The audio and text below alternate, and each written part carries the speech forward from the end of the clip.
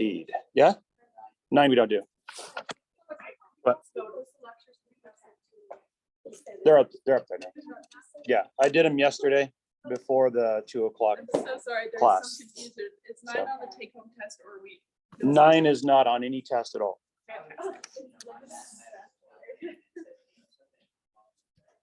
Like you skip the number there. It's like something happened there. We jump from 5 to 10. It's like, whoa, what happened to those other 5? Yeah, correct. Yeah, because honestly, you only have enough time to do a certain number of chapters and to do them well. And so you have to kind of pick and choose at this point in the semester. And those were not chosen. They did not make the cut. Okay. Any other questions? Okay, let's go ahead and finish up meiosis, shall we? So we're talking about anaphase. So we kind of left off, we talked a little bit about the random assortment, right? So we already have now 2 of these big engines of variation under our belt, right? We've got recombination and the pattern of recombination that we have there. And now we also have random assortment under our belt as well. And so that kind of leads us then to anaphase. And so in anaphase 1, there's a couple of things you have to deal with, right? So first of all, you've got these chiasma, which you don't have to deal with in mitosis. And so you have to resolve the chiasma. They have to let go, right? If you're going to be separating these homologs. Oh yeah, by the way, there's something else in there as well, isn't there? You also have to resolve the synaptinimal complex.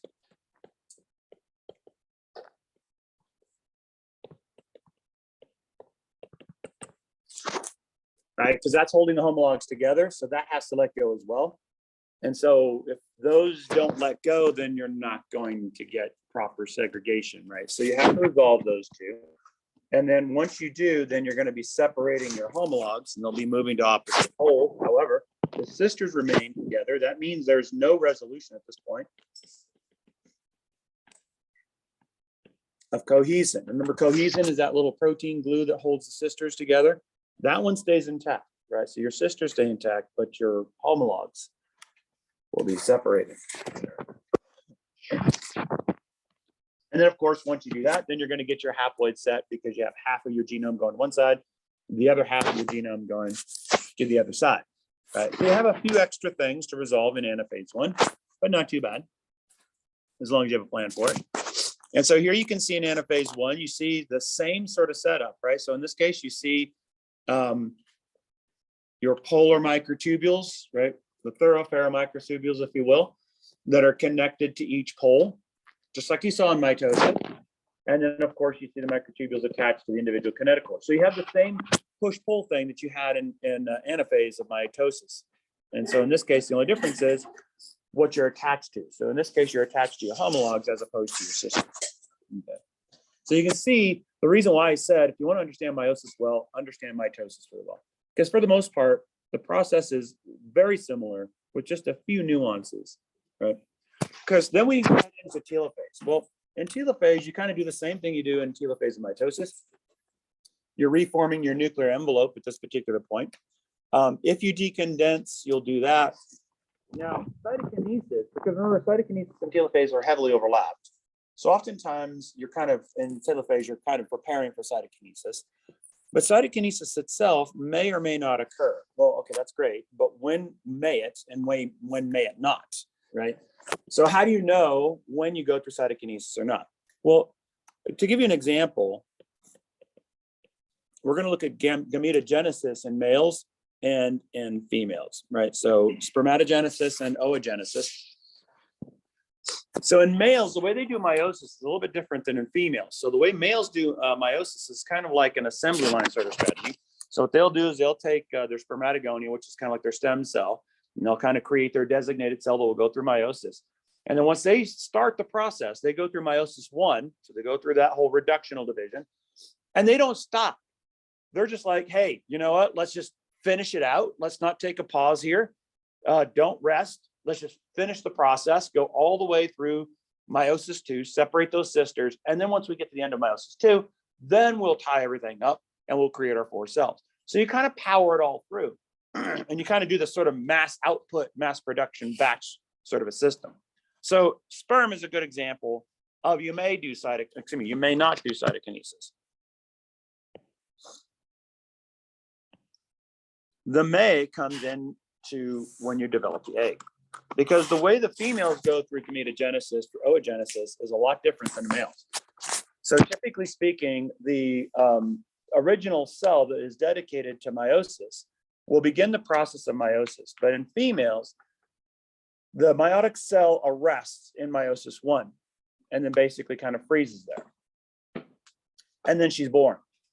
So basically the female essentially has all the eggs that she will ever have at birth. And all those eggs are arrested in meiosis 1. They will stay arrested in meiosis 1 for some 4 or 5 decades until she hits menopause. Now, what happens when she hits puberty is once she starts to get the monthly hormonal regulation that's going on for, and by the way, that whole purpose is for reproduction, right? So part of the hormones are to stimulate the development of the internal uterine lining to thicken up and vascularize so that it can be prepared for implantation.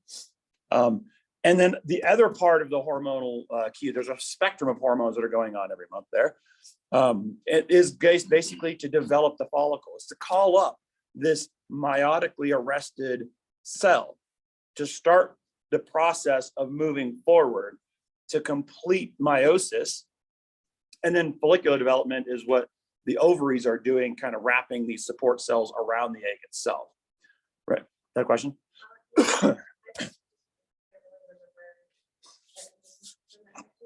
How dare you? Let's give you an AMP2 exam right now. Yes.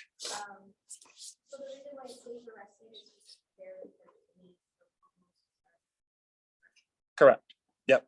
Just like with any other cell that goes through cell division, it needs a hormone, usually like a growth factor, to tell it to go. If you don't have the growth factor, then there's no cell division.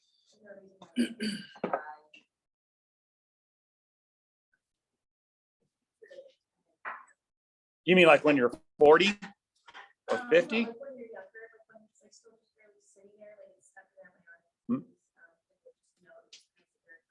Yeah, it won't do anything until the hormones that are associated with puberty and that females experience every month, until that starts, which starts at puberty, there's nothing to tell those cells to continue. It's kind of like in a state of dormancy. So like when a guy gets, obviously, you know, just out of curiosity, because when a guy gets like not snipped, but kind of just Vasectomy, yeah. to make sure that, you know, you can undo that process. But like, does the sperm, you still ejaculate, so everything's the same, but like, does this, you produce more testosterone or do you lack, like? No, all a vasectomy does is basically block it basically snips the vas deferens, which is the tube that goes from the epididymis, which is on the testes, and delivers the mature sperm into the interior of the male system. And it takes it through a series of glands. There's bulbourethral glands, which then secrete different components of the semen itself. And then of course the prostate has secretions that goes in there. And then all of that then would be the ejaculate. So basically what you're doing is you're just basically severing the delivery of sperm. Everything else is still being made. It's just a delivery thing. So you're not actually altering this process. So yes, you can, technically speaking, still harvest sperm. The only way that you would start to diminish testosterone production is if there is an atrophy of the actual testes itself, or a removal of the testes itself. Right? That's the only way you do that. So in the oocyte then, so what happens is that every month when that meiotically arrested cell gets called up for follicular development, then what it does is it completes meiosis 1, moves into meiosis 2, and then stops again in the middle of meiosis 2. At that point, it is a mature follicle. So the ovary is developed, lots of support cells around it. The egg is what we call a secondary oocyte. So it's rested in meiosis 2 now, but it hasn't finished. That's the egg that gets ovulated in the fallopian tube. And then at that particular point, then once the sperm fuses with the egg, that's the signal for the egg to finish meiosis and then fuse with the male pronucleus to create the zygote. So basically, it's a kind of a stage-wise process. But in order to ensure that these oocytes, which are arrested in meiosis one, potentially for decades, is sound and solid, then you'll kind of go through a little bit of a kind of a nip and tuck sort of a stage, right? Where it's like, okay, we need to kind of do some sort of a like a cytokinesis sort of a thing. We need to sort of make sure these cells are well kind of packaged so that we can store them and keep them safe for decades or so. So that whether or not you kind of engage into the next the step in cytokinesis is based on where you're going next, essentially. And so this is your typical telophase. Doesn't look anything different than any normal telophase, with the exception of you've got homologs that are in place here instead of sister chromatids, right? So that's basically what you've done with this first telophase. And then it's off to meiosis two. Now, meiosis two, right? This is the equational division.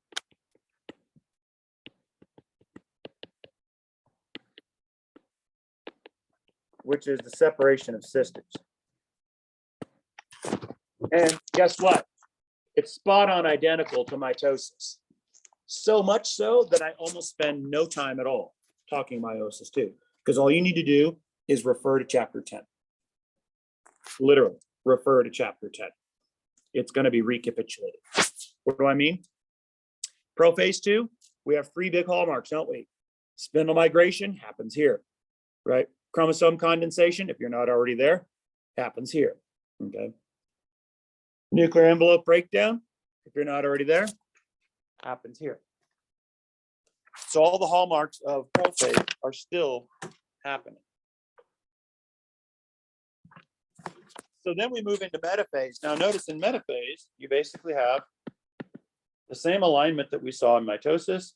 You single file, right? You're lined up in single file. That basically means then that you're going to be separating your sisters to either pole. All right, that's the separation of the sisters. But notice you can still see your four genetically identical or non-identical products. Okay. And of course, go through anaphase two. In this case, you do resolve the cohesin. And then you can see the same setup. So you see your polar microtubules.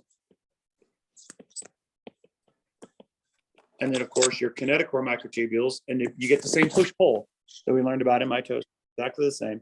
And of course, you finish that off with the anaphase, where you reverse the steps of prophase, right? So you rebuild your nuclear envelope, you decondense your chromosome, and you basically go through cytokinesis to form your four genetically non-identical products. Right? So that's what you get, right? So you get four haploid, genetically non-identical cells. Now in animals, we take these four products and we develop them in gametes. Okay, so gametes is basically the finished cell that's wrapped around this now new haploid nucleus. Okay, we already talked a little bit about how that can differ, right? We talked about that alternation of generations, right, with the gametophyte and the sporophyte, with the whole weird moss thing, where they have an entirely haploid body, right? In that case, they're generating their gametes by mitosis. Okay. But that's kind of part of that alternation of generations thing. In us, that doesn't happen, right? We go directly to gametes. Okay, what happens if we screw it up? To do meiosis and all cell division. We talked a little bit about this in chapter 10, didn't we? All meiosis basically needs to be balanced,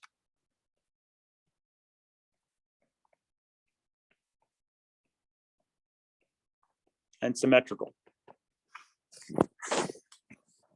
We talked about the consequences of not being balanced and symmetrical, right? You can basically get lopsided division. We're going to double down on that discussion here because it's very consequential in meiosis and causes lots of problems. So what happens if it's not balanced and it's not symmetrical? What happens is we basically get something that's called non-disjunction, right? Which is an unbalanced division. And what you get from non-disjunction is what's called aneuploidy. And aneuploidy simply is a fancy name. It's a technical term for whenever you have missing or extra chromosomes. We saw this in lab, didn't we? So when you guys were going through your little 4th grade project there with the chromosome squash, everything on your list except for the normal male and the normal female, were aneuploids, right? You either had triple 13, triple 18, triple 21, or you had XXY, XO, right? So you had either too many or too little.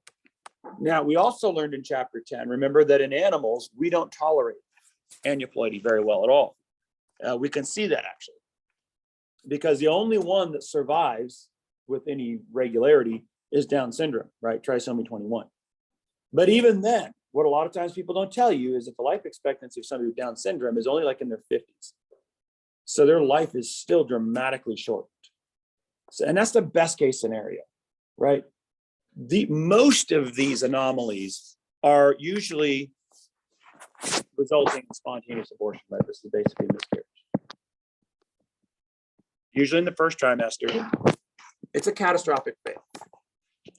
If you have too many chromosomes or not enough chromosomes, you'll never make it out of the gate. Okay. And oftentimes, when you take a look at that, missing chromosomes is even worse than having too many. Okay. So how do you get this? We haven't really talked about how you get missing or extra chromosomes. What I want to do is I want to give you a little bit of a prelude to the genetics class, because I know that all of you guys are going to be eager to register for that class in the fall, which I hope you guys register for, because there's only one person in there. And if that, I do, yeah. So if nobody takes it, then that means I'm going to have to teach A&P2. And I love A&P2, but I'll have already taught it in the summer. So I'd like a little bit of I kind of like to do alternate semesters. So just saying, no, it's all in person.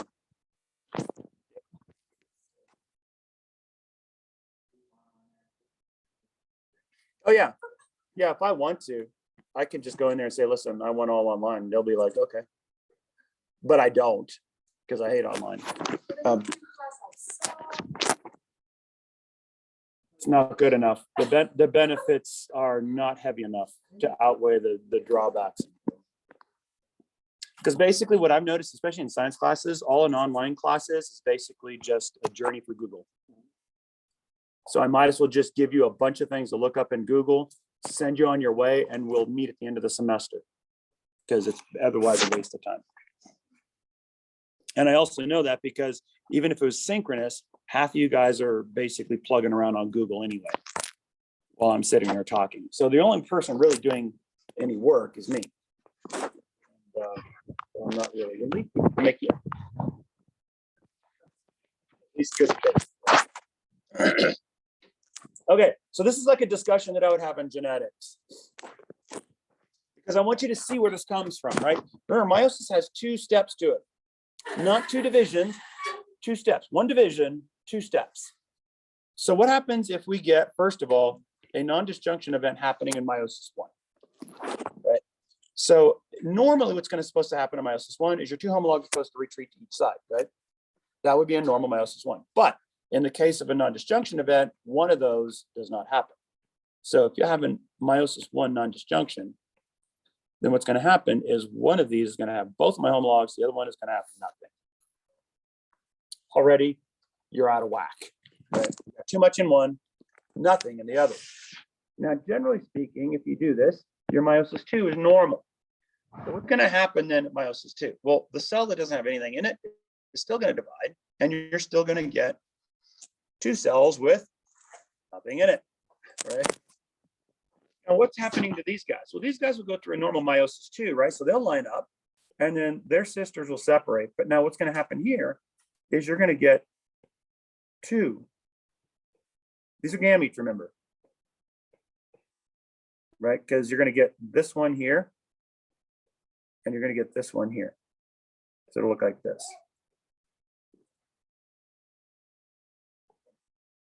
Now that looks all well and good, right?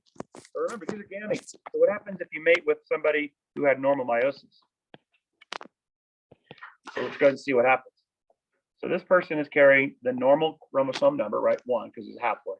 So in this case, what's going to happen is you're going to create an individual with 1 chromosome. This one's going to have 1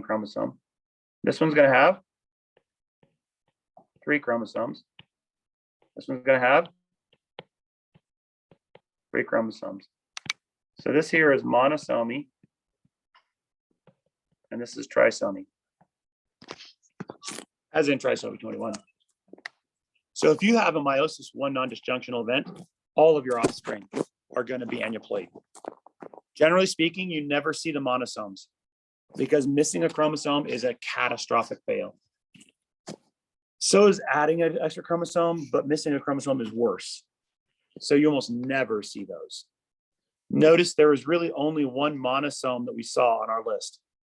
That was Turner syndrome, XO. That's because it's a sex chromosome. Sex chromosomes are a little more forgiving.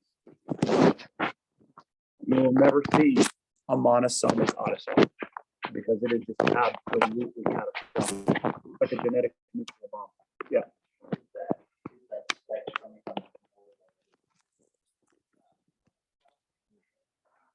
For Turner syndrome?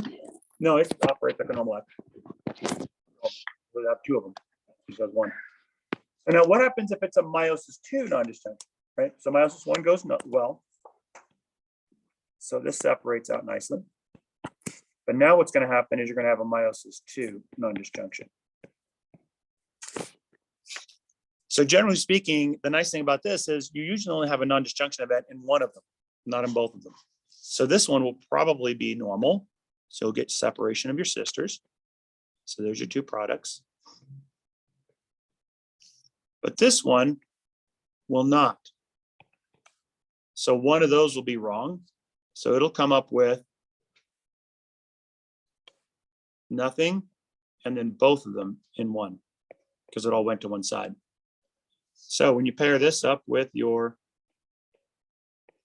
mate, you're going to get normal person here, normal person here, this one, monosome, and this one, trisome.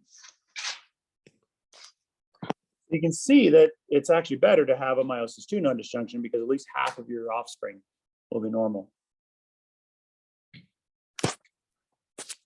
But this is basically where these non-disjunctional events come into play. By the way, if you're wondering about age of the mother, this is the reason why age of the mother matters. The reason why when you're 35 years old, you're immediately got a close relationship with your doctor. They keep close tabs on you. And they're always checking the baby, right? You're checking to see if you've got a downy or not. Because the frequency of non-disjunction increases with the age of the mother. For some reason, non-disjunction is not a thing in males. Well, there's a good reason for that, right? Because after 40 years of stasis, what happens is those eggs that are in arrest, just like everything else in your body, just sort of starts to deteriorate. The rigor with which they're held, the fidelity with which they're held in stasis begins to slowly deteriorate over time. And then they become a little less efficient. So when they interact in meiosis, they tend to sort of misregulate or missegregate more frequently than, say, an egg that you used when you were 20, which has only been in stasis for 20 years instead of 40. Okay.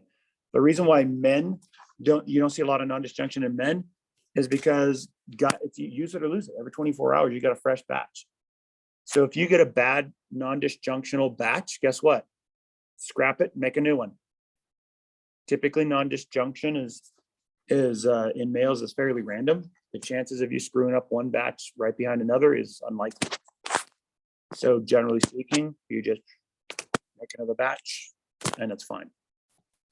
Because males don't have to keep their sperm around. They just keep making it.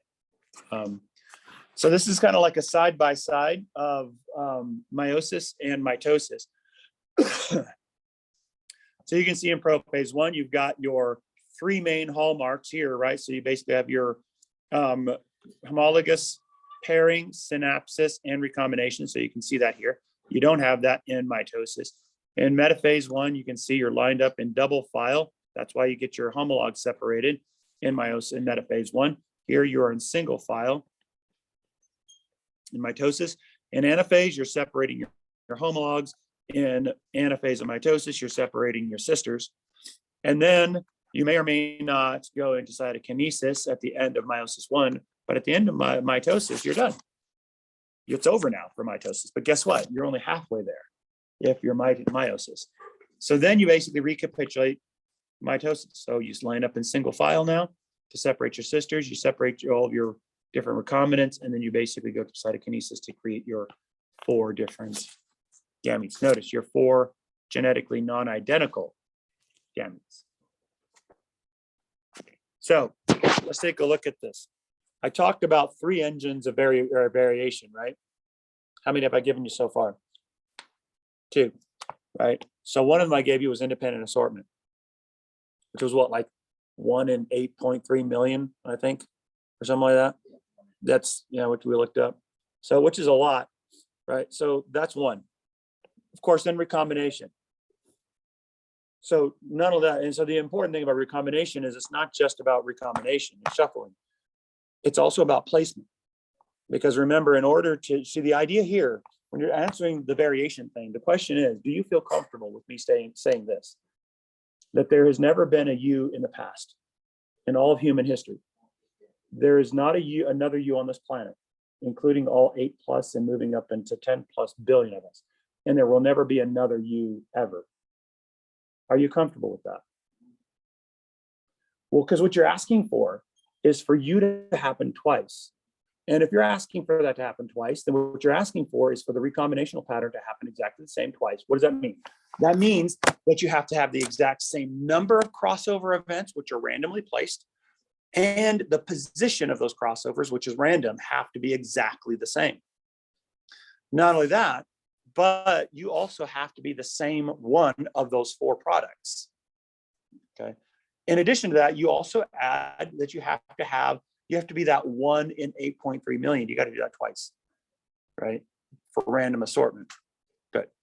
So in terms of like when you have an identical twin,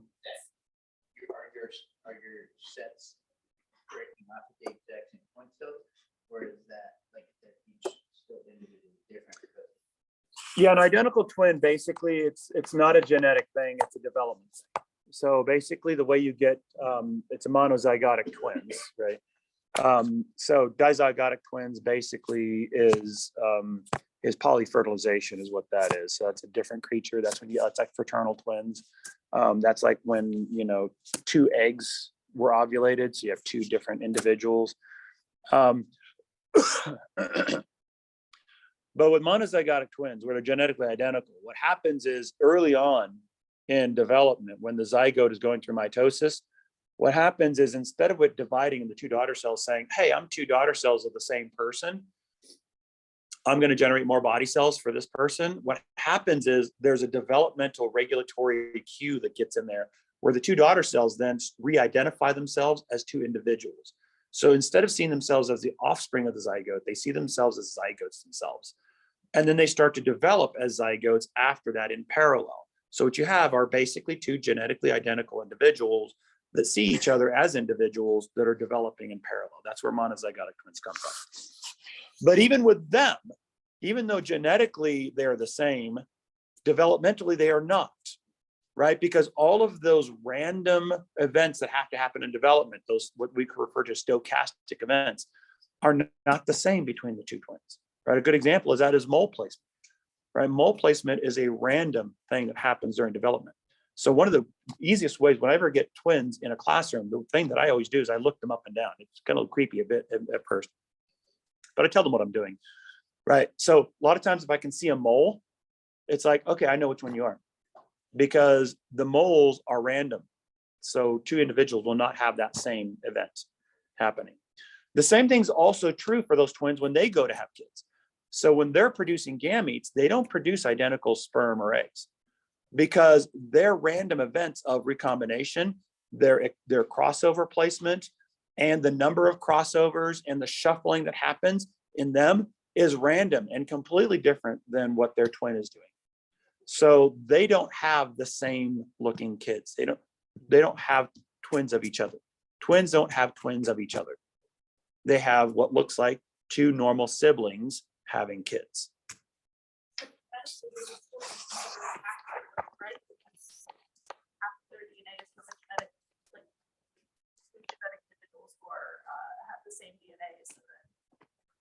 children, Who would be considered half siblings? the children of identical twins. So the cousins.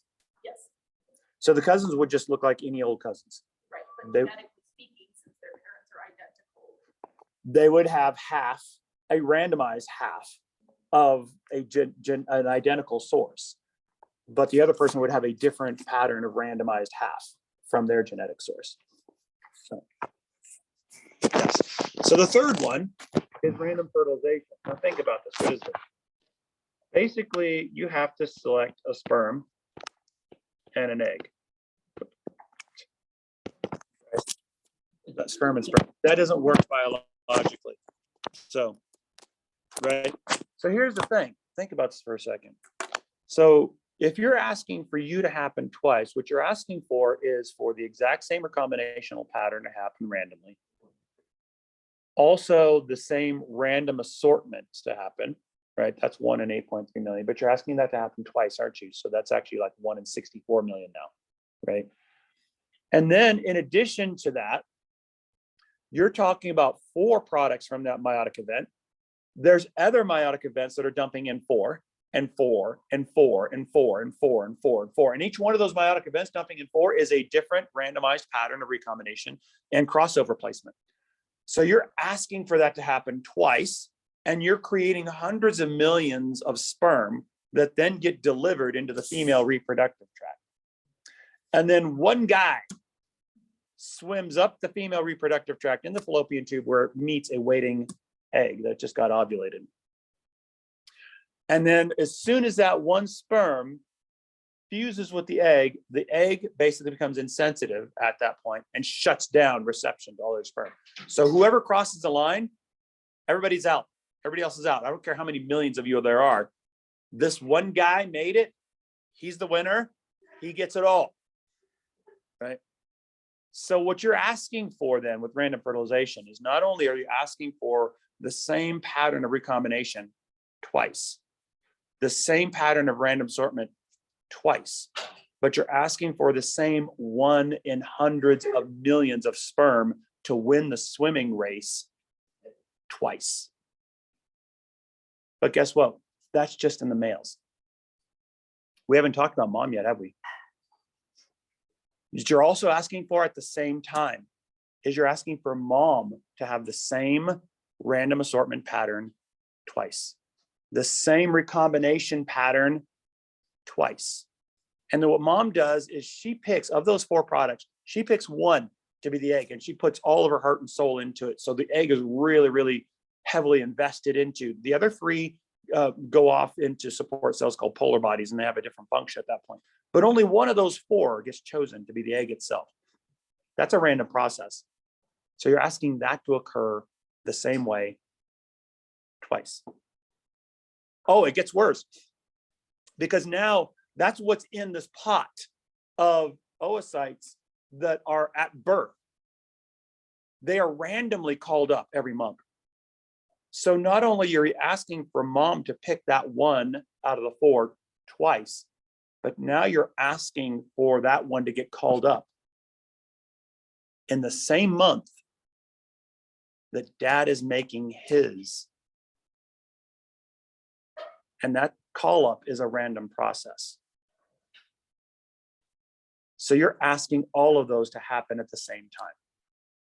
So not only do you have 3 random number generators, you've got 3 on dad's side, 3 on mom's side, and you're asking for all 6 of those to happen twice. What are the chances of winning the lottery? Depends on who buys into it, right? But it can be up into the millions, right? Perhaps hundreds of millions, depending on how large and widespread it is. In this particular case, you're asking to win the genetic lottery 6 times at the same time.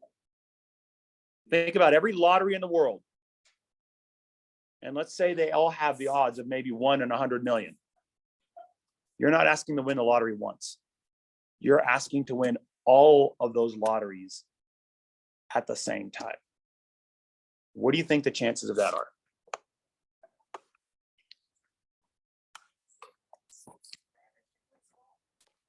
It's very small, right? It's basically 1 in 100 million, like times 6, right? 100 million times 100 million times 100 million times 100 million times 100 million times 100 million, which becomes like 1 in some quintillion or something like that. So mathematically, is it 0? No. But realistically, functionally, in the real world, is it 0? Yeah, the probability is 0, right? Here's the problem I have with mathematicians, is they start to sound like Dumb and Dumber. So you're saying there's a chance. No, I'm saying there's no chance at all, right? Because you live in the real world, it's never going to happen. It is about as close to 0 as you can. So just because there's a theoretical construct, right, say that there's a chance, there's no chance. It's not going to happen. So those are 3 variation engines. So that should give you a deep of variation. So what are some of the distinct features of meiosis? Well, really, let's face it, there's 4 primarily, 3 mostly, right? So homologous pairing is a big one, synapsis right after that, recombination. Those are the big 3. Those all happen in prophase 1, by the way. The other one is, of course, the alignment of your homologs side by side, right? So in double file in metaphase 1. Those are the biggies. That's what really sets it all apart. Notice, just to reiterate, there's no replication between meiosis 1 and meiosis 2, right? You're not talking about 2 cell divisions. You're talking about 1 cell division with 2 steps. Okay. And that's always important to remember. So we come to the end of the lesson. And everybody hoots and howls. Finally, the witch is dead. Oh, but let's go call up the other witch. Genetics. Right? So now we've covered the mechanism of genetics. And the reason why I mention this, and you can see, like, you can already see my bias, right? I admit it from the get-go that I am a genetics person. I am unapologetic about it because I'm right, right? Because if you think about it, right, the centrality of biology is genetics, right? Because Richard Dawkins is famous for a quote. He says, "Nothing in biology makes sense unless viewed through the lens of evolution." I would argue he's wrong. Because what is the core of evolution? Genetics. So in reality, he was close, but he wasn't close enough. In reality, nothing in biology makes sense unless viewed through the lens of genetics. And this is that chapter, right? So what I want to do is I want to basically take a look at how inheritance works. And there's a couple of things that I want to do first of all. Because as we move into genetics, what I want to do is I want to do a little bit of a historical preface. Where we were coming in, all happened with a lot of the other discoveries, which is the 19th century, right? 19th century is a big, big century. A lot of, but there are some ideas coming in there, right? So it was kind of like our growing up stage in science. One of the things I want to do is there's a lot of insert slides in this chapter. And so just roll with it.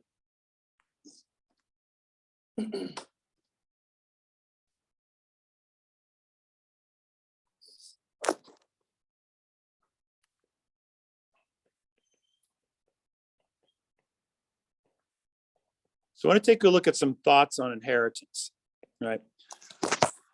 Think about that for a second, right? Inheritance. Basically, what you're looking at is just the propagation of traits from one generation to the next.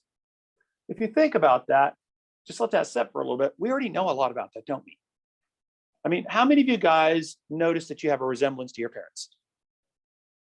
And that they have a resemblance to theirs, right? That you have a resemblance to your family, more so than anybody else. That you have your father's eyes or something like that, right? You hear statements like that. Intuitively, culturally, we have a deep understanding of how the traits are passed on from one generation to the next. How long have we had that understanding? Well, what I want to do is I want to underscore it because it's fascinating to me. Like the earliest recording that I can think of what is essentially genetics occurs in a story that was written about one of the Jewish patriarchs, in this case, Jacob. And for those of you who know your Jewish history, you'll know that Jacob was renamed Israel, and that's what the country Israel of the Jewish people is named after. And the Jewish people, unlike most people on the planet, have a really strong culture of genealogy. They can trace themselves back to forever. I mean, that's really strong in the Jewish culture. But the story goes something like this. Jacob was a young guy, he wanted to get married. He found himself a nice, good-looking young lady by the name of Rachel that he wanted to marry. So he approached her father, as they did back in those days, and asked to marry her, which was their custom. And her father, whose name was Laban, basically said, okay, fine, you can marry my daughter, but you got to work for me for 7 years. And I'll give you some wages. And that's just the way they did things back in those days, right? So you just kind of earned your dues, I guess. Right. So I'll give you some wages. So they back in those days, what they did for a living was shepherding. That was what they did. They raised sheep. And they raised it for all sorts of stuff, right? So animal stuff back in those days was bigger than us. They didn't just raise it for meat, stuff like that. I mean, it was their life. I mean, they raised animals for milk and everything they wanted. It was like a farm, right? Your animals were your life. You didn't have your animals, then you were screwed. In this particular case, they were raising the sheep for textiles, right? So you basically take the wool and you would kind of weave it and kind of create fabric, and then you'd be able to dye it. And these dyed colors would be very attractive, and you can make a lot of money off of it. So as a result, what you really valued was white wool, because white wool would be able to be dyed, and then you could dye it any color and it would be very popular, right? So you make a lot of money there. However, not all sheep are white. Some of the sheep had like brown spots on them and things like that. And so those were considered the undesirable sheep. Why? Not because they were brown, but because if you took the wool, you couldn't get rid of the brown. If you dyed that, it would just look like you have a big chocolate stain on your clothes, right? And so that was undesirable. They were considered garbage sheep, essentially. And so the reason why I mentioned that is because Laban's wages to Jacob was, oh yeah, by the way, you can have all these brown sheep. So basically what he's essentially saying is that this is like a real labor problem here, right? I mean, you can smell union organization going on here. That basically he just kind of gave Laban the junk. I mean, he gave Jacob the junk, right? Well, here's the thing, Jacob, and if it's funny, if you read the different stories of Jacob, there's many of them in Jewish history. Jacob is always very clear that Jacob was depicted as a very sharp guy.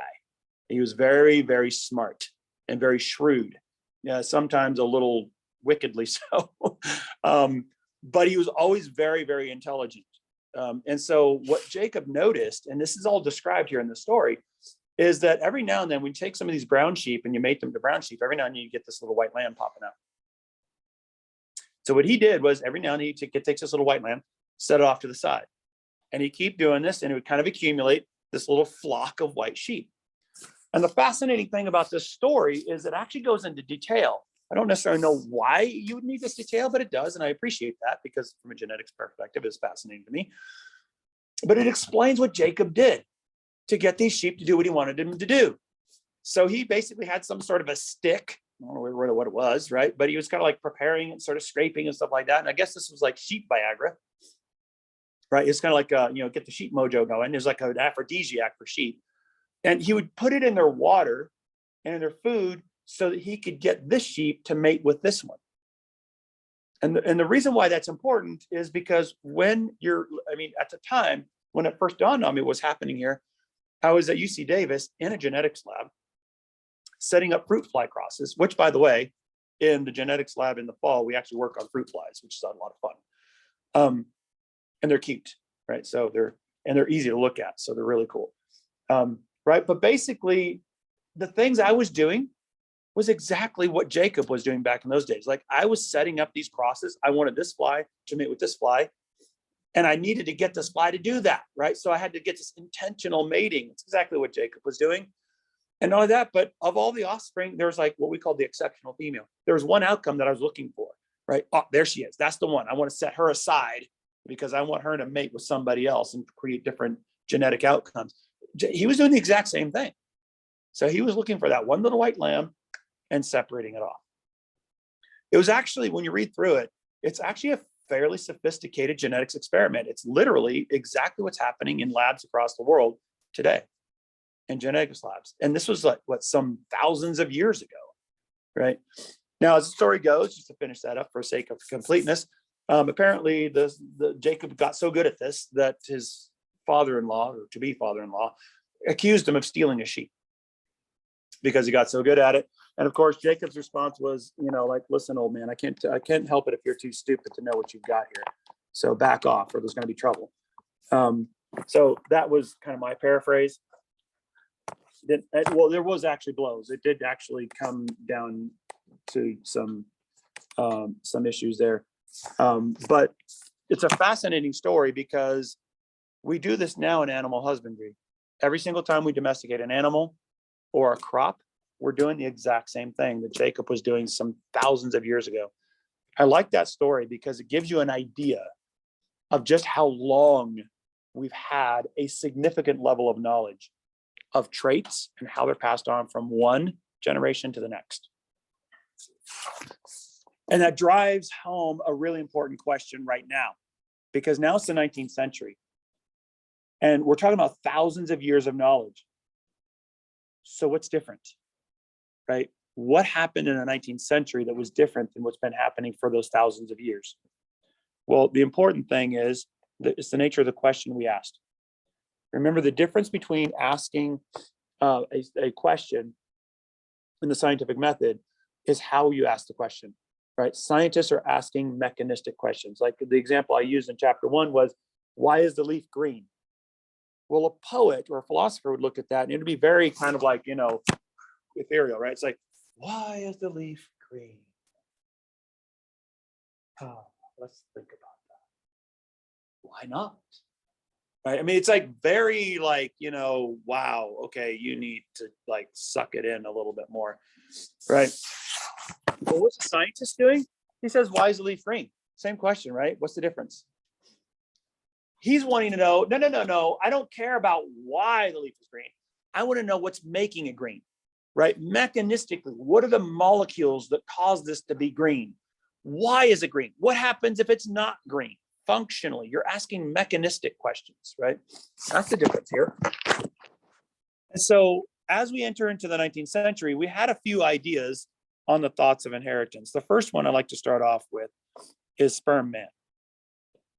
So in the sperm man idea, what we have was this concept that there's a fully formed individual in the head of a sperm. It's very tiny, right?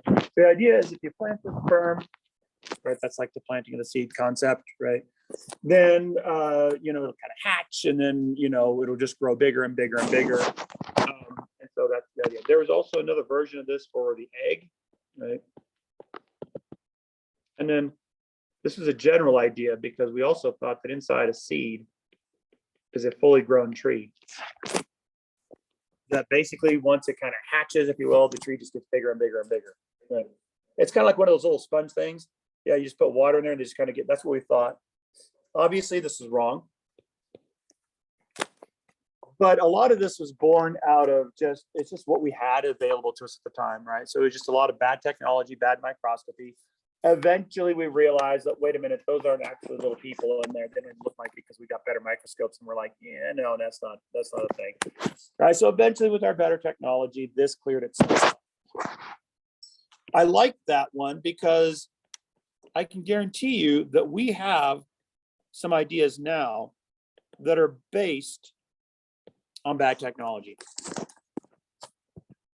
And our ideas are stupid. We don't think they are. We think they're brilliant. But once our technology improves and gets better, generations from now, they'll look back on us and be like, wow, you guys are dumb. But that's just because we don't have the technology that they would have had, right? So we didn't have the ability to look at what they looked at. A lot of theoretical physics lands in this area. Good. Spontaneous, yeah. The next big one was spontaneous generation. Remember this one? We talked about this one a little bit. What is a spontaneous generation? This is basically that living matter can arise from non-living matter.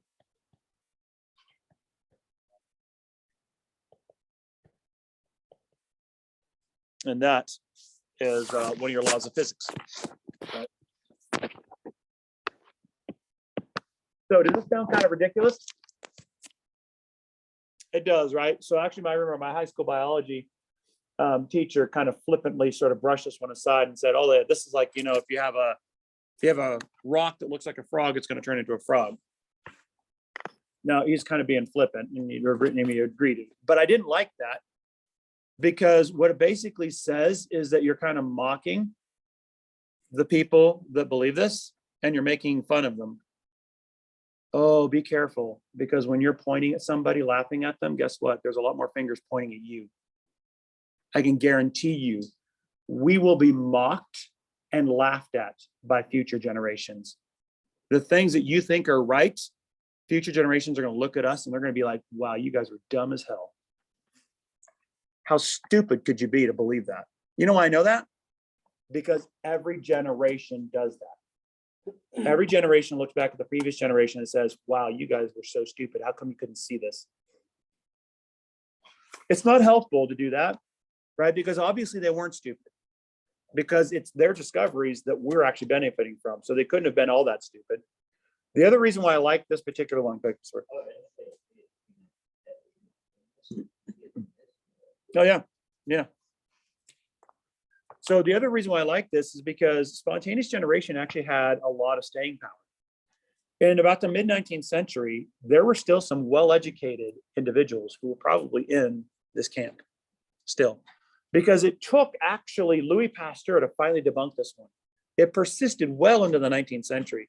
Now, if you don't know who Louis Pasteur is, that's for pasteurization, when you pasteurize dairy. Basically, Louis Pasteur is the father of microbiology. He had to invent sterile technique in order to debunk this one. Why did it have such staying power, right? Why did so many educated people actually sign on to this thing? It sounds dumb, right? It's like, wait a minute, you're smart. Why do you believe that one? Think about it. I'm not going to use the rock frog thing. That's just too flippant. I'm going to use something that's a little more rational. And I want this is always a cautionary tale. And I always love my cautionary tales. Let's go for a hike. On this hike, we're going to stumble across a rock, a big old boulder. And on this boulder, we're going to see this kind of crusty green stuff, this kind of crusty green growth. What am I looking at? Lichen, right? So lichen basically is a symbiotic relationship involving algae, right? So it's photosynthetic. And there's three different forms. So the one you're looking at is what's called the crustose form. It kind of looks like almost dried salt deposits on there, right? So that's basically a lichen deposit on there. There's also foliose, which basically has leaf-like structures to it.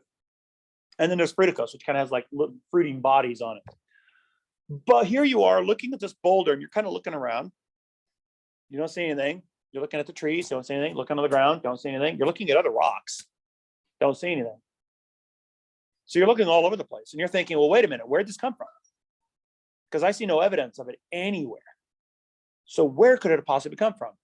Well, what's a rational hypothesis? Could be that maybe somehow the rock transformed into this lichen. I hear you laughing. But I can cite a much rational and logically consistent alternative observation that informs this one. I've seen similar conversions, by the way. Oh, what might you ask? Think about it. I've seen a caterpillar crawling along, chewing on stuff, and then all of a sudden it retreats into its cocoon. And I can't see what's going on in there. I don't know what's going on in there. But what comes out of that cocoon? A butterfly. What is this? Right? I mean, does the butterfly look anything like the caterpillar? Would I made the connection between the butterfly and the caterpillar if I hadn't seen the entire process? So here's what looks like magic, but I see it right in front of me. I've seen the transformation from one living organism to another unrelated living organism.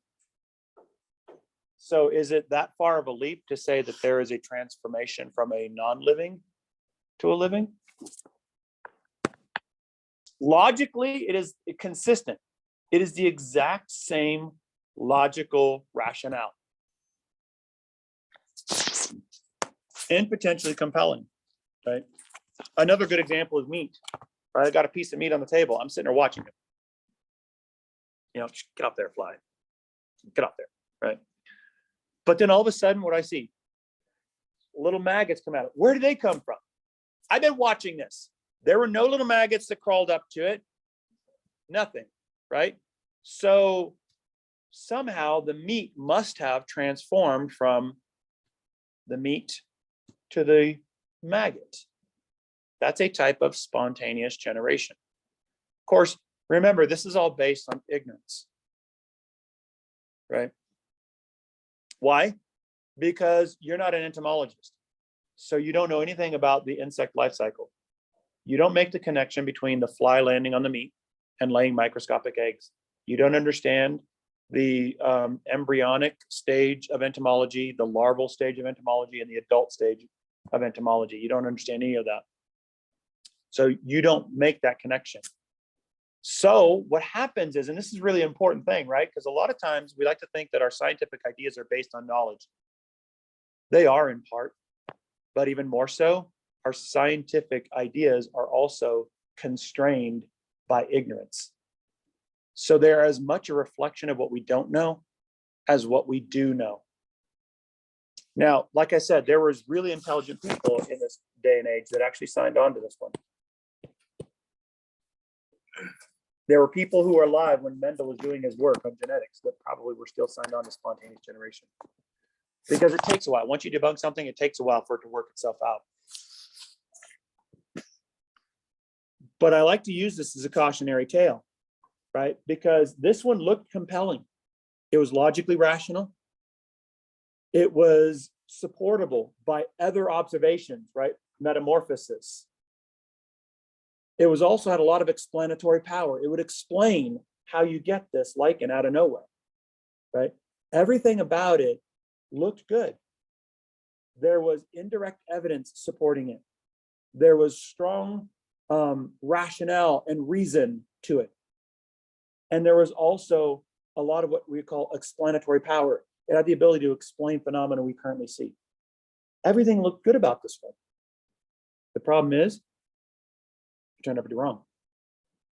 The reason why I use the cautionary tale and the reason why I harp on the way I do early in the chapter is because I think of there's a lot of modeling that we do in science, and we always have to keep this in mind. This is the reason why I always say, never fall in love with your idea, right? Because even though it sounds good, everything sounds perfect about it, at the end of the day, it may still be wrong. Yeah, it's a great story. It's a really compelling story. It's just not right, right? A good example of that I think of is like the endosymbiotic theories. Remember, this is the one where you're kind of looking at how mitochondria and chloroplasts came to be. That's like so far back ago that it's impossible to know for sure. So what do? We have these models, these theories to sort of postulate how this may have happened. And what are they? They are rational. They have a lot of indirect evidence. They have a lot of explanatory power to them.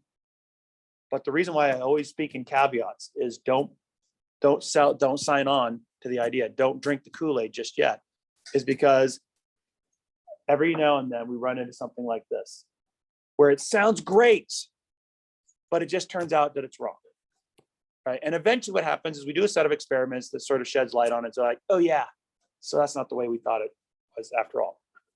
What's the most recent version of that? That's the one I mentioned early on in the semester. Protein in T-Rex bones. That's crazy. That's like one of these. It's like, whoa, wait a minute. We felt pretty good about everything. This should have been rock, not bone. The fact that this is bone kind of basically says that we don't really understand this as well as we thought we did, right?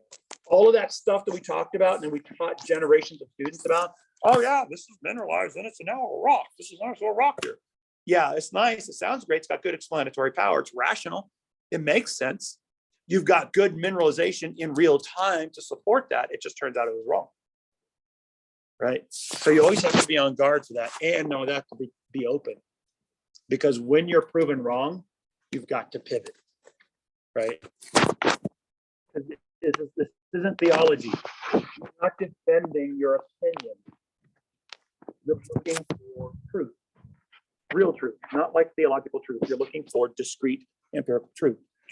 If it is true that 2 plus 2 equals 4, then you should find evidence that 2 plus 2 equals 4.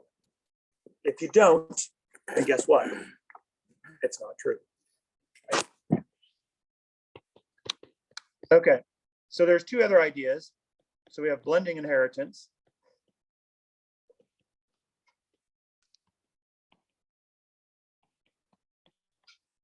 And particular inheritance.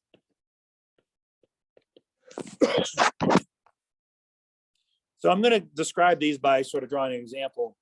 So in blending inheritance, basically what they believe was that if you took, and I'm going to use the Snapdragon effect. So here's my Snapdragon.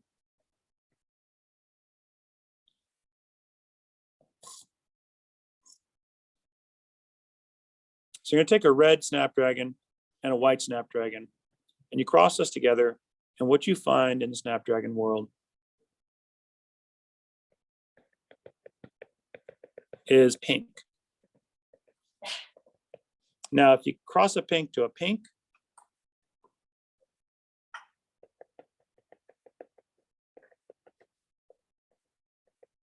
you actually get red, white, and pink.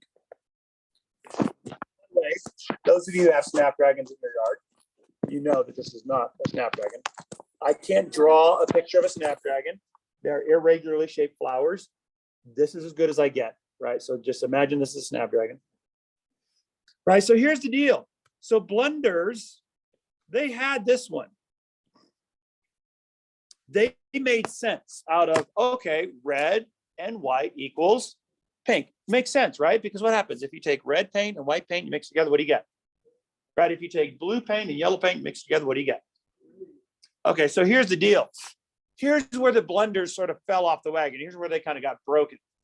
Is if I take blue and yellow and I mix together, I get, if I take the green and the green, I get another green, I get. Okay, wait a minute. Do I ever get my blue back? Do I ever get my yellow back? So this is the reason why the blenders got confused. Because when they basically mixed green and green together, they saw red. I mean, they saw blue, yellow, and green, all 3. They got them all back. How do you do that? Right? But yeah, exactly. So this is the, and a lot of times people will challenge me and say like, well, the blenders didn't actually think of it in terms like paint. I mean, come on, that's kind of being a little too superficial, a little too flippant perhaps. I'm like, no, that's actually exactly the way they thought of it. How do I know that?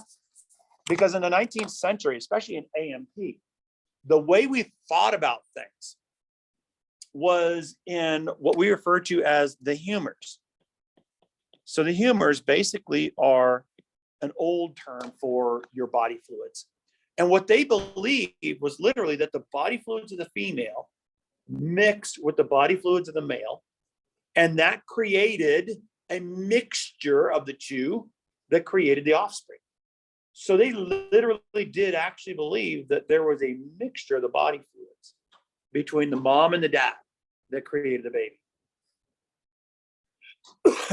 And this concept of the humors was something that was pervasive actually throughout science and society and anatomy and physiology. I mean, it was everywhere. And we attributed all sorts of crazy wackadoodle stuff to it. And actually we have some holdovers of it still in society. Here's a good example. I'm going to ask you 2 questions. I want you to tell me what I'm asking you. Do you have a good sense of humor? What am I asking you?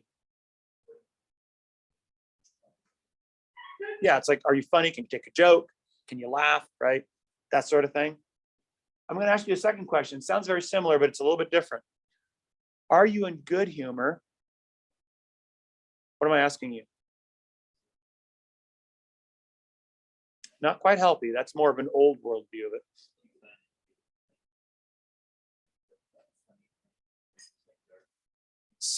So in good humor, that would be the, do you have a good sense of humor, right? This is a little bit different, right? So are you in good humor? Your mood, right? What I'm asking is, are you in a good mood, right?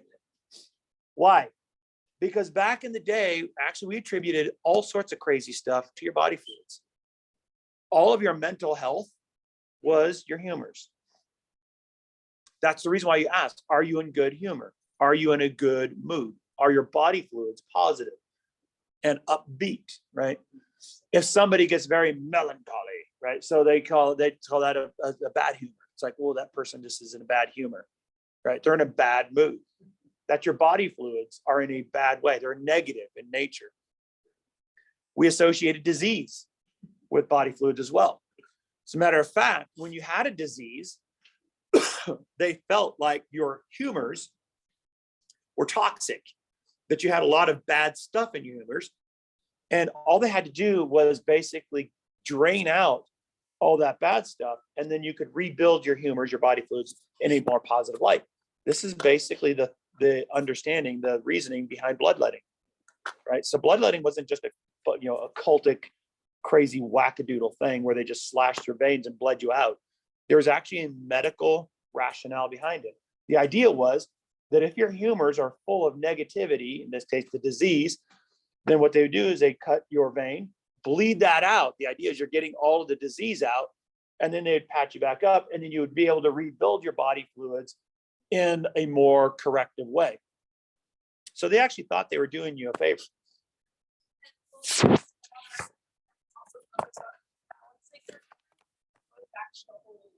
Spontaneous inheritance being, or spontaneous generation being backed up by, like, what people thought were good, like, observations. Mm. Like when you're sick, like you have a cold or something, you get a buildup of phlegm, and phlegm is one of the 4 humors. So that would kind of be seen as, oh, you're out of balance, you have too much phlegm to support this theory. Yeah, there's rationale, right? So that's the reason why I like this, is I like to highlight it. To us, it seems crazy, right? And wackadoodle, but it doesn't just like, most societies don't just wake up one morning and be like, I'm going to think of the craziest, nuttiest thing to believe in, and that's what I'm going to go for, right? Most stuff has a rationale and a reason for being, right? And so this draws that line that there was a rationale behind bloodletting. There was a reason why people did it. It wasn't because they were trying to kill somebody. They were actually trying to help them, and there was a reasoning behind it, right? But notice your technology or your approach, is bounded by knowledge, but it's also reflective of ignorance, right? So, and every generation, your ideas are a reflection of what you know, but even more powerfully, it's also a reflection of what you don't know, right? Jared, you had a question, or did I pass it up? Say, don't you still do like a form of bloodletting, plastic surgery? I mean, sort of, yeah. Yeah, that's a fluid situation. So, I mean, you're not really bloodletting in that case because you'd be looking for transfusion. But the veins, what are they called? Like a group of veins start showing. yeah, I mean, technically that's what leeches do. Actually, any kind of a blood parasite that's what they're doing. They're bloodletting you. So. Okay.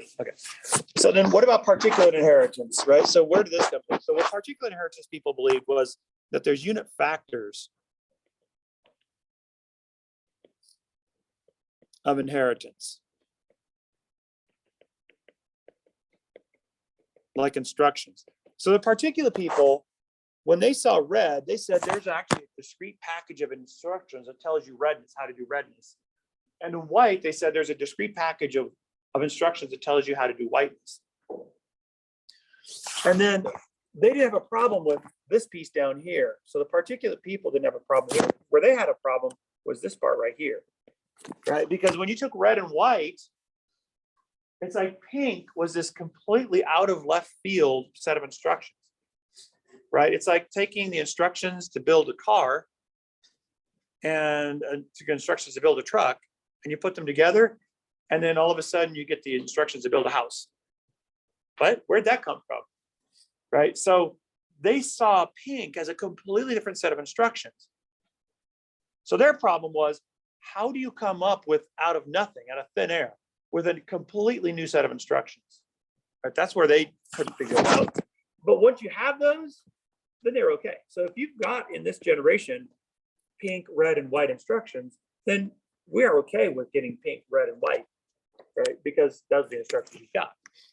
So there was this kind of war going back and forth between the blenders and the particulates. So I'm going to start off first with a little bit of historical lead up. And so in this historical lead up, of course, I'm a history person, right? So you expect that from me. But the reason why I want to do this is because I want to sort of paint a picture. First of all, because we're developing a pattern. And I want to really tease this out and really clarify this, right? Because society in general, we have a tendency to deify people. We do it with our celebrities. We do it with our scientists. It's just a natural thing for us to do, right? And so what's an example of that? Well, in science, one example of deifying somebody is who we usually credit for the development of relativity, which is Einstein himself, right? And so everybody says, oh, who's responsible for relativity? Einstein, what you say. However, it's not that clear because Einstein didn't work in a vacuum, right? Einstein was actually just one among a very big group of brilliant German physicists that were all kind of alive at that time. Einstein was one of them. And he was not the only one working on relativity. He's the one we usually give the most credit to, but there was other people. A lot of times people don't realize just how much work Einstein's wife did back then on relativity. But nobody talks about her today. But she was brilliant in her own right. And she helped Einstein kind of crystallize some of those ideas. So she was very much part of that process. Right, like his theory is so untouchable even now, he can't. Yeah, Darwin was only one voice among at least a half dozen that all came up with, after Russell Wallace, for instance, came up with the same idea. But we don't talk about Wallace for some reason. And Darwin didn't come up with it all on his own either. Right, he had help. Einstein, for instance, won the Nobel Prize, but did he win it for relativity? No. You know what he won it for? Nobody knows this usually. He won it for the photoelectric effect, whatever that is, right? But that's what he won it for. But if you take a look at all the work that he did on the photoelectric effect, oh, by the way, if you're wondering what the photoelectric effect is, that's the ability to beam energy into an electron, and the electron absorbs it and jumps up to a higher energy level. That's photoelectric effect. So basically, when you take a look at everybody involved in the photoelectric effect, I mean, you had guys like Max Planck, who was a brilliant physicist in his own right. There are people that were alive at this time. This was like an era when Einstein was in, of some of the most brilliant physicists we've ever had on the face of this planet. I mean, you had guys like Schrodinger, Bohr, Einstein, Planck. I mean, and that's just a few of them. There's a whole gamut, like an entire group, like at least about 15 to 20 of them, of these brilliant, any one of them would be a genius in their own right. Many of them also won Nobel Prizes in their own right. Like Niels Bohr, for instance, won the Nobel Prize. So all these individuals work together as a collective. Einstein didn't work in a bubble. He was part of a community. Jared. Oppenheimer was in that group as well. Yep. And the funny thing is, Oppenheimer is a pretty smart guy, but he's probably considered the dumb kid in the class. So that's the reason why I want to mention this, right? Because when we talk about genetics, it doesn't just come out of blue, right? Scientific discoveries don't just come out of the blue. There's an entire history behind that great scientific discovery that had to happen before. The idea that started in science, it's used in other disciplines now, right? The idea that every researcher stands on the shoulders of giants, right? That was a term that was first used in research that is spread very nicely throughout many disciplines now. But that's what you're talking about, right? So any one discovery that's like, oh, you get the Nobel Prize because you did this great discovery, but they wouldn't have gotten that if they hadn't stood on the shoulders of the people who went before them. So that wouldn't have been possible. It's a continuum, and it's a continuously building process. What? Yeah, he's kind of all right in that area. There's a few that were like just a little bit before, like the Curies were like right a little bit before, that did a lot of work on radioactivity. And then there was a group of them that got into rocketry and stuff like that that were just running right after. And those are the ones that started populating places like JPL, stuff like that, intelligence into NASA. Like that. So let's take a look at some of the early work. In the 18th century, we had Joseph Kohlreuter. And Joseph Kohlreuter wasn't a scientist. He was a tobacconist. He was an ag guy. And so what he was doing was he was basically developing tobacco strains, which is what you do in agricultural research. And you do this all the time. Farmers do this all the time, right? Because what you're doing is you're basically trying to create the best crop out there. Because what you want to do is you want to basically do all these crosses, try to get the best product out there so that everybody buys your tobacco and not your competitors. That way you make lots of money and you got the best tobacco in town, right? And so that's basically what he was doing. So if you go to like a tobacco shop where they're just selling the raw tobacco, you can see there's like lots of different types of tobacco and things like that. And so, there's different, different things that they do, different claims that they make and things of that nature. But that's kind of what Kohlreuter was doing. He was basically raising tobacco strains, hybrids, to try to get that perfect tobacco plant that everybody's going to want, and they're going to want to only buy their tobacco from him, right? And so that's what he was doing. So he was basically building all these hybrids. And one of the things that he noticed was, first of all, that when he generated these hybrids were not the same as the parents. So they were different, right? So what does that mean? So what that basically means is, for the first time, Kohlreuter was able to actually debunk an idea of genetics that was around at that time called direct transmission. What is direct transmission? So direct transmission is basically the idea that we are carbon copies of our parents. So the way this happens is basically your parents will take like a copy of their genes and just give it to you, just like a straightforward carbon copy. That's not the case, right? So why? Because the hybrids, the offspring, are not the same as the parents. If it was direct transmission, then you would expect all of you to look exactly like your parents, but you don't, do you? So that he was the first one to actually physically debunk that direct transmission. The other thing he also noticed was that when he crossed the hybrids together, he noticed that there was more variation in the second generation. Now, of course, since he was interested in economics and tobacco raising, he didn't really get into like, oh, hey, let's get into the scientific, he was just like, oh, hey, look, more variations. Maybe one of these will be the big seller, right? That's kind of what he was thinking of. So he was limited, but it was important necessarily, right? Because you have to basically make this observation before you can move on to the next step. Now, the next big player, a little further into the 19th century, T.A. Knight, is really where we start to gain some traction in genetics. So if you take a look at this date, this is 1823. At this particular point, Beethoven is still alive for about a year. He's old, so he's probably stone deaf at this point. His progressive deafness is probably pretty much totality on him. I think Beethoven dies in 1824. And so this is right around that time. Notice you're also probably about 10, 15 years away from Schleiden and Schwann pulling together the cell theory. And you're probably about a good maybe 40-ish, 45 years or so before the publication of Darwin's paper on the transmutation of species by natural selection. So that just kind of gives you some relative reference about where we are at this particular time, right? So basically what T.A. Knight did was he chose garden peas, which is Hyacinthe sativa, and he did a couple of really important things. So there's a lot of groundwork that T.A. Knight laid down that was going to be important for the next step. The first thing that T.A. Knight did was he developed true breeding strains. Now remember, a true breeding strain is a strain that breeds true for that particular trait. So for instance, if I've got a purple flowered pea plant, I cross it to a purple flowered pea plant, I get purple. If I take purple and purple, I cross it, I get purple. I get purple, right? So that means you're breeding true for purple. Now, the reason why that's important is because this minimizes variables. All you have to worry about then, you don't know a lot, but what you do know is in that true breeder, you only have the instructions for purple. You don't have anything else. That really simplifies the system.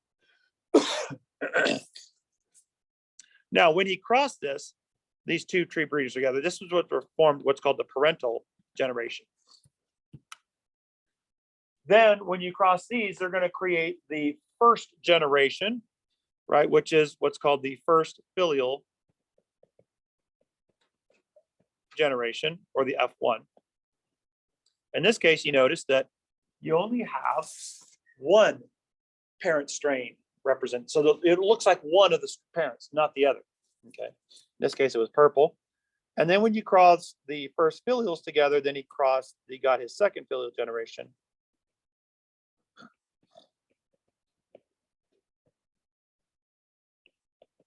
Which we call F2, the grandkids, basically. At this point, he noticed he got both of those parental looks back. Okay. Now he noticed these patterns. He made careful observations, careful notes of them, but he wasn't really able to make any headway mechanistically, right? So he just kind of noticed that, oh, hey, look at this. This is a little bit more of a rigorous view of what he noticed Kohlreuter seeing. So basically kind of teased out what Kohlreuter did and made it a little bit more rigorous. Well, it turned out to be a good thing, because along comes Mendel not too long after, about 40 or so years after. And what Mendel does is says, you know what? T.A. Knight had a really good system going on here, so I'm going to jump off of where T.A. Knight left off. So I'm going to take peat plants in this particular case. And this actually turns out to be a really good choice, because one of the things that he noticed is that, first of all, there's a lot of peat varieties. They're easy to grow, which you have to have if you're going to have a really good genetic model organism. You have to be able to have hybrids, right? So that's a good thing. But the helpful thing with pea plants is that they can either cross-fertilize or they can self-fertilize. By the way, another plant that can do this is corn. Right? Corn have the tassels, which is the male pollen-producing portion, and then the actual corn. There's usually one corn per plant.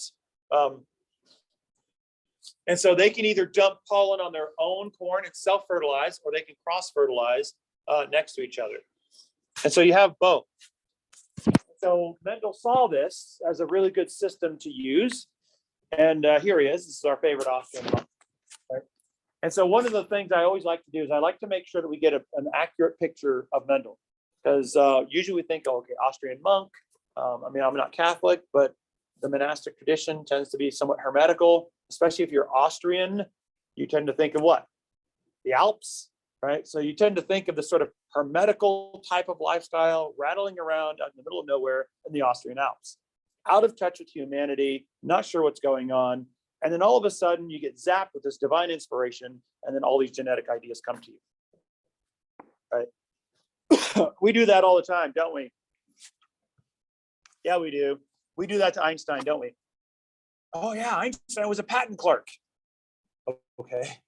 And then what? He just got visited by the physics gods out of nowhere, and then all of a sudden became a genius, right? Or how about this? This one, he failed algebra. Okay, so he was like a math dolt, and then all of a sudden he got some divine inspiration, became a math genius. Right? What they say about Michael Jordan got cut from basketball. Yeah, and then all of a sudden he got visited by the basketball gods, and he turned into, the GOAT. Because which apparently is being taken over by LeBron James now. But we do the same thing to Mozart, right? So Mozart was just like divine inspiration, and it's like, just kind of out of nowhere. So it's like untouchable. Those almost always are wrong, right? First of all, Einstein was always brilliant. It didn't matter really what he did as a patent clerk. He was always brilliant. You cannot, if you get deep into the mathematics of relativity, that you don't just turn that switch on.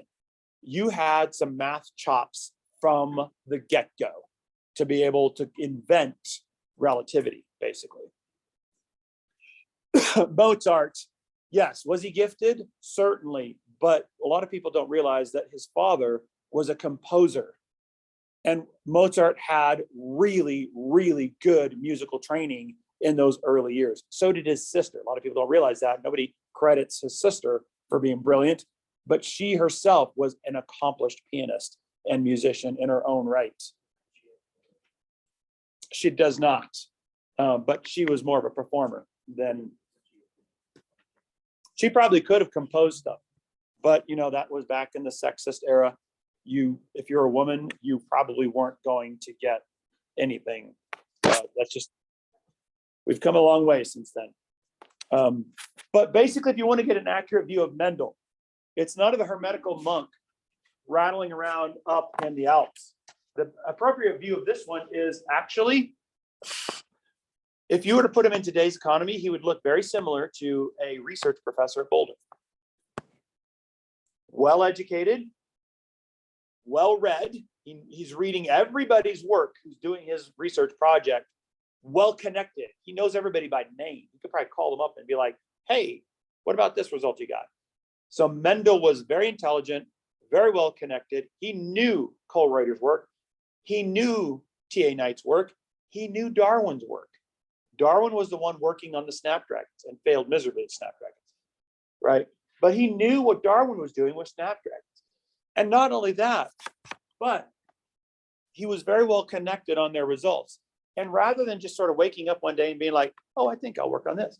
It was actually a collaboration between him and his head monk person, whatever you call that, right? They actually agreed. They talked and said, they talked and they're like, you know what? I think this is a good approach. We should take a look at this genetic thing. So it was actually similar to the conversations that a university professor at Boulder would have with like an administrator. It's like, you know, I've been thinking about pursuing this line of research and it may have these implications on the institution. And you talk to the administrator, the provost, and they were like, you know what? I think it's a good idea. I think you should go for it. Those are the conversations he had with his head honcho. So he was a well-educated, well-connected individual. Now then, let's take a look and see what Mendel did. First of all, essentially what Mendel did was he did true breeding strains just like T.A. Knight. But what he also did was he set up what's called reciprocal crosses. So let's say, for instance, that we take a purple flower pea plant, we want to cross it to a white flower pea plant. The first cross we're going to do is take a purple male and cross it to a white female. Now, the reciprocal to that would be to flip that script. What happens if I do a purple female to a white male? Right? So here what you're asking for is there a parent of origin effect? Well, actually, as it turns out, there's not. It doesn't matter if you're a white female red, to a purple male or purple male to a white female. It doesn't matter, right? Which direction it goes for the most part. Actually, later in the 20th century, we realized that there's an exception to that. So we did realize that there is actually a parent of origin effect, but we don't really talk about that here in this chapter. That's something we talk about a little bit more in detail in the genetics class. The genetics class is really the story of all the discoveries we made in the 20th century. So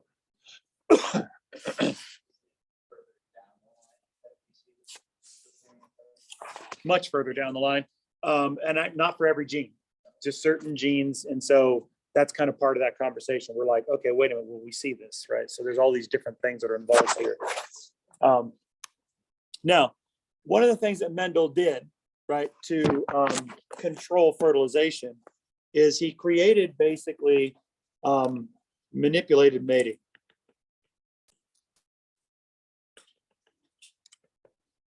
And this is something that horticulturists still do today. Let's take a look at the sex organ of the flower of the plant. Right, so basically in every flower, you're going to see the anthers. The anthers are the male structure. These are the pollen producers, which is the male gamete. Then you're going to have the carpel, which has two major pieces to it. So the first part, the stigma, is kind of like a sticky surfaced area that's at the tip. And you can actually see this, like if there's, I don't know, there's some stores may still have Easter lilies out there. Lilies are great for this because you could see their carpels and their anthers very, very nicely. But you'll see the very tip of it, it's like kind of got a little sticky residue on it. So there's a little sticky there. And then the collar is going to be the style. Together they form the carpel. Down here, you're going to see the actual eggs of the female. Here's what happens. The pollen grain will basically either blow onto the stigma if it's windblown, or a pollinator like a bee will step all over this, drinking nectar. And then usually, like if it's a flower, the nectar, you kind of put the nectar down in here, right? So that kind of forces the bee to kind of dig down in there and kind of get themselves all smeary, kind of smear all over it. But what'll happen is the pollen grain will land on the stigma, get stuck, and then it'll go through mitosis and create what's called the pollen tube.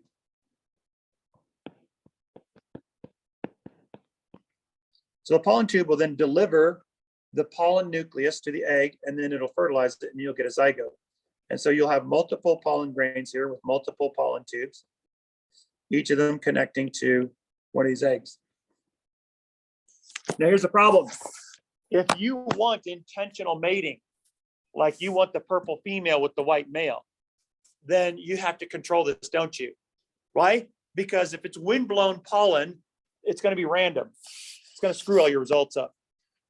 If it's pollinator, those bees are cooperative. They just want to drink. So you can't control where the bee goes. So that's random mating. So what you do then is you basically can protect your environment. And you come in here, first of all, and in this particular case, you've got your female who's going to be the purple donor, and you cut off your anthers. That eliminates self-pollination. Okay.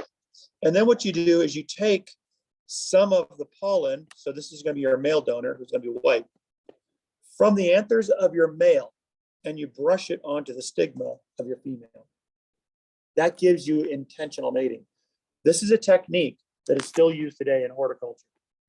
As a matter of fact, yesterday, one of my students said this is exactly what she does when she's working with marijuana plants to get that, like that variety. Because marijuana, it's all about hybrids and varieties. Varieties are hybrids. The way you generate new hybrids and new varieties is by doing exactly this. So let's take a look then at what Mendel actually did. And so one of the things I want to do, first of all, is he started off with the monohybrid cross, and he looked at different variations, right, of a single trait. That's what the monohybrid is. But he looked at 7 different traits. And each of these traits is basically what's called binary in nature. What does that mean? If you're color, you're either purple or white. You're either tall or short, right? There's no in between.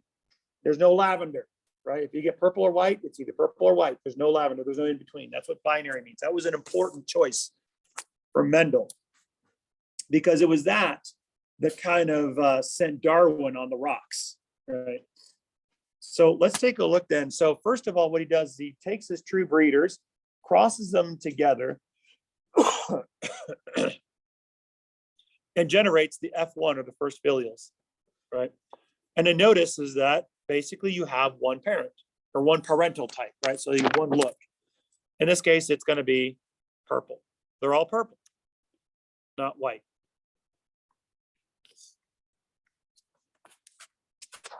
But there's no intermediates, right? Because these are binary traits. There's no intermediates here. Then when he crosses the F1s, what he comes up with is a 3-to-1 ratio. In this case, 3-to-1 ratio of purple to white. Right, so he sees both parents coming back, right? This is exactly what we saw with the snapdragon. And this is going to be in the second. So, but he saw this with everything, right? So if you take a look at this, you notice that when he worked with flower color, he got a 3-to-1 ratio, right? 3.15. Green yellow, 3.01. Round wrinkled, 2.96. Green yellow, 2.82. Inflated versus constricted, 2.95. If it's axial versus terminal, 3.14. Tall versus short is 2.84. Notice a couple things. First of all, the real data is not exactly 3, right? The real data is something close to 3, but the theoretical is 3. Okay. So basically then, what we have is Mendel's discovery of this 3-to-1 ratio, and that was a big deal. Now what I want to do is I want to actually take a look at Mendel's experiment, but I want to look at it not with respect to the answers in the book. That's the way the book is written. I want us to look at this with respect to the way Mendel saw it. Okay. A couple things I want to do here. take a look at the monohybrid cross. And I want to compare it to the scientific method. But remember, I want to take a look at this as Mendel saw it. Imagine you have none of the answers. You have none of the information. The 20th century didn't happen yet. All you have is pea plants, purple ones and white ones. And you have a knowledge of what T.A. Knight did with the plants. So what I want to do is I want to basically step through Mendel's experiments. And I want us to make the same observations and make the same deductions that he did. So you can see how basically just from a very simple experiment that he did, essentially recapitulating T.A. Knight's work, you're able to actually pull out a very robust group of genetics principles and sort of define a story that essentially lays the foundation and the groundwork for genetics. And I want you to do it just the way he did it, not to be given the answers to do it, but I want us to go through it and to figure it out the same way he figured it out, because it's all about just deduction and reasoning. That's all it's about. That's a good place to actually start next time.